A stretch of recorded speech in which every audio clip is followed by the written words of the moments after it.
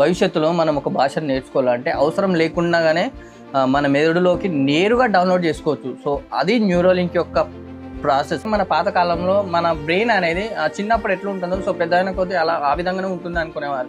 కానీ న్యూరోప్లాస్టిసిటీ అనే ఒక కొత్త విషయం తెలిసింది. ఎట్లా అంటే సో మనం ఏదైనా కొత్త స్కిల్ నేర్చుకోవాలంటే గిటార్ వాయించడం కానీ, మామూలుగా కోడింగ్ నేర్చుకోవడం కానీ సో నేర్చుకోవచ్చు. మనకు తెలియని విషయాన్ని కొత్తగా నేర్చుకోవచ్చు, కొత్తగా తెలుసుకోవచ్చు. బ్రెయిన్లో కొత్త వైర్లు అనేటివి కనెక్షన్ అవుతుంది. మనం అందరం అనుకుంటాం కదా సో చిన్నప్పటి నుంచి ఈ విధంగానే పెరిగాడు, సో పెద్ద అయిన తర్వాత ఇలానే ఉంటాడు అనుకుంటారు కదా. సో అన్నీ కాదు. న్యూరోప్లాస్టిసిటీ అనే కొత్త విషయం ఈ మధ్య కాలంలో తెలిసింది. సో దాని నుంచి మనం ఏదైనా నేర్చుకోవచ్చు. కొంత ఎక్కువగా వర్క్ చెప్తే సో మన బ్రెయిన్ అనేది అంత షార్ప్నెస్గా తయారవుతుంది. బ్రెయిన్కి పెయిన్ అనేది తెలియదు. ఎట్లుంటా అంటే సో మన బ్రెయిన్ ఆపరేషన్ చేసేటప్పుడు సో పేషెంట్స్ తోటి డాక్టర్స్ మాట్లాడుతూనే ఆపరేషన్ చేస్తారు. మన బ్రెయిన్ మనం మేల్కున్నప్పుడు దాదాపు 20 వాట్స్ విద్యుత్ అనేది ఉత్పత్తి చేస్తుంది. బ్రెయిన్ని జస్ట్ 10% మాత్రమే యూజ్ చేస్తామని చెప్పారు కదా. సో ఈ మధ్య కాలంలో ఏమంటారు అంటే సో మన బ్రెయిన్ని 100% యూజ్ చేస్తాం.